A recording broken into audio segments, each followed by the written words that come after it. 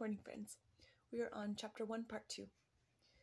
Outside of actual wilderness, the narrow swaths of property that run alongside railroad lines are probably the least monitored in the country. If you had to cross a chunk of America without anyone knowing, if you were a fugitive, say, or broke and worried about vagrancy charges, or just didn't want to talk to anyone, you'd do well to choose the kind of railroad lines that run up the Juniata.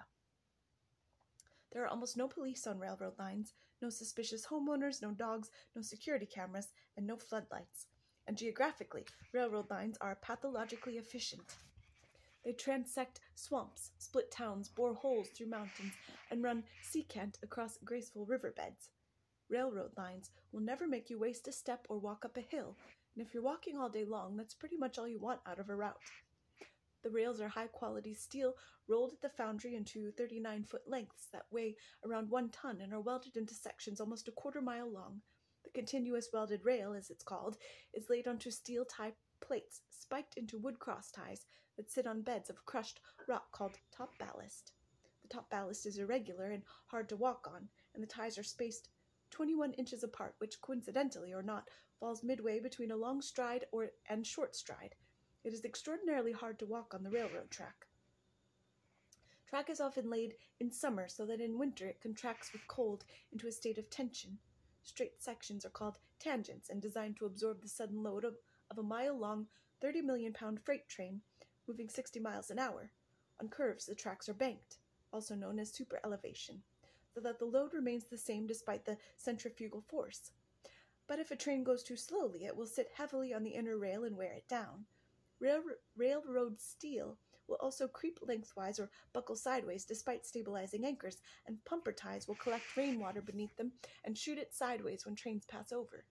The brakes on freight trains get very hot, and when pumper ties spray cold water on them, the brakes can crack and derail the train. Every component of a railroad track will eventually loosen, warp, break, or fail, which means that railroad lines are constantly being worked on by repair crews. Much of the 140,000 miles of railroad line in America has no original components left at all. Because of the constant need for repairs, many of the railroad lines in America have packed cinder maintenance roads running alongside them. That was the easiest walking to be had out there. If it didn't kick out from under your back foot like top ballast, and was so even that you could keep your eyes down track while you walked. You could even walk at night without a headlamp. On packed cinder, there's a cadence that carries you 3 miles an hour fairly easily, and another at 4 miles an hour that feels almost twice the effort. The ancient Celtic measurement of a league was defined as the distance a man could walk in an hour, roughly 3 or 4 miles. A heavy pack can give you a feeling of momentum that almost feels easier than walking with nothing at all, but a 60-pound pack probably cuts your capability in half. And on a hot day, the extra weight generates so much friction in your shoes that you can destroy the bottoms of your feet in hours. Once I got such bad blisters that I took a curved sailmaker's needle and ran thread through them so they would drain at night. They got infected anyway, and I couldn't walk right for a week. The first hour is usually the hardest because you're not in cadence yet, and every step requires its own little decision. Cadence sometimes descends on the entire group at once and can produce a strange feeling of elation. You know you're in cadence when walking feels easier than not walking. You know you're in cadence when you stop walking or even think and just walk, or even thinking. When you stop talking or even thinking and just walk. You'll know you're in cadence when the rhythm of everyone's footsteps coalesces into a long, complex tattoo that evolves over hours and bears you along like the current of an invisible river you've been seeking your whole life. Cadence can only carry you for so long before your body starts to fail, but even that's not the end. Sometimes you enter a great blank place, where a whole hour can seem to go by faster than some of the minutes within it, and the loyal dog of your body trots along as if the entire point of its existence is to expire following your orders. It's a kind of fugue state that is weirdly easier to resist than the thin weakness that can creep up unexpectedly and petition you all morning long with its cheap little deals. Take a break now and walk more later. Back off the pace and walk a little longer. Unless you confront this little traitor head on, it's only a matter of time before you will start to listen. Drop a discarded steel tie plate into your pack for a few miles, or take the pace up a notch. Once I felt so weak that the only thing I could think to do was start running. The poor have always walked, and the desperate have always slept outside. We were neither, but we were still doing something that felt ancient and hard. Most Americans did not own a car until after World War II, and traveling often meant walking out your front door and not stopping.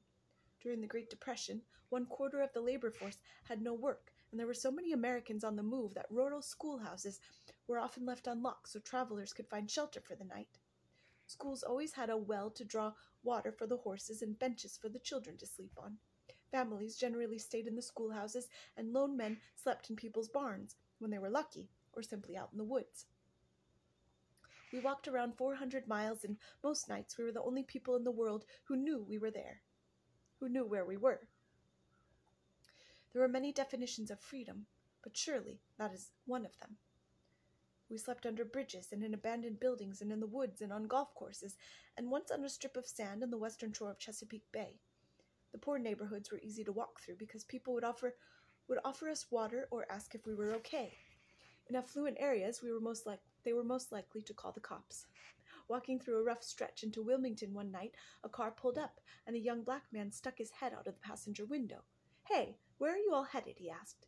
I told him up the East Coast and then to Pittsburgh. "You can come with us if you want," I said.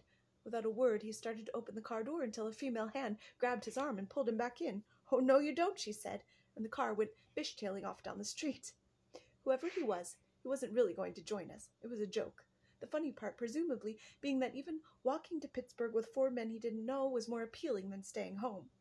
And then there was the old man, a white guy we met on one freezing winter morning west of Lancaster, Pennsylvania. His car was parked along the tracks, and we sat behind a sand berm, studying him with binoculars for half an hour before deciding he wasn't a cop. When we walked up, he said, "I'll be back in half an hour with my gear if you'll let me come." I shook my head. Whatever he was trying to get away from, I didn't want to be his ticket. But he still gave us his phone number. "Call if you change your mind," he said. "The cold weather doesn't bother me at all." He wasn't joking, and he didn't ask where we were going. He just wanted in, or out.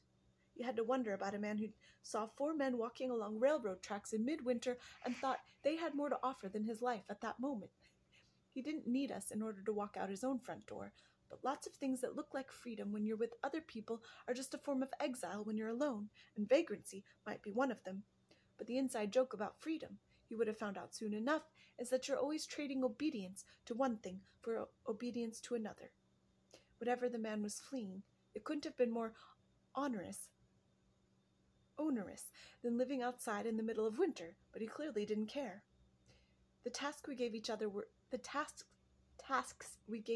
minor: collect firewood, scrub the cookpots, but they were crucial to our existence and utterly non-negotiable. Doing them meant that you were one of us. Not doing them meant you were on your own. The choice was yours. North of Wilmington, we saw 5 or 6 guys sitting on lawn chairs next to a row of motorcycles in the parking lot of a low cement building. It was an empty, ruined-looking part of town that already had us on edge. But we asked if we could fill our water bottles because we were completely empty. The men were friendly in that kind of intense, aggressive way that can flip straight into violence, but I didn't want to be there long enough for that to happen. I collected our water bottles and went inside to fill them, and when my eyes adjusted to the darkness, I saw 2 huge men sitting shoulder to shoulder behind a plank desk. "Bullshit," one of them said when he saw me. "Bullshit, bullshit, bullshit." They turned out to be 1%ers, criminals who belonged to one of the first black motorcycle gangs in the country. They protected each other from rivals in exchange for absolute loyalty, the oldest deal in the world. "We can go anywhere we want in the entire country," one of them said. "The police just stay out of our way." The freedom that comes from being feared is tempting for people who have suffered that fear themselves, as many 1%ers probably have. For people raised in safety, freedom can seem like a luxury, like money or good health, but first and foremost, it's the absence of threat. A person who can be killed without any consequences for the killers is not free in the most important sense of the word. And imagining otherwise probably means that the systems that keep you safe in your life, the armies, the police officers, the laws, are so unobtrusive you've simply stopped noticing them. Being part of such a system has costs, though, and those costs go up with the level of danger. Belonging to a group that is dedicated to its own survival generally means pledging your life to it, which makes sense, because everyone else is pledging their life as well. Soldiers, firefighters, and criminal gangs are notorious for the ordeals they put novices through in order to find out who they can count on. For those who pass the test, belonging to such a group can feel wildly liberating, even though it must be one of the most oppressive forms of government ever devised. That balancing act, a great freedom through an even greater loyalty, can be hard for people who have never been under serious threat to understand. Marginal groups such as motorcycle clubs and street gangs are drawn from threatened populations, however, so sacrifices make intuitive sense. And because these groups can be left very easily, authority tends to be bestowed from below rather than imposed from above. It's hard to be abusive or impose your will on someone who is there voluntarily. In that sense, there is no real authority in marginal groups. There is mostly leadership by example and decision by consensus.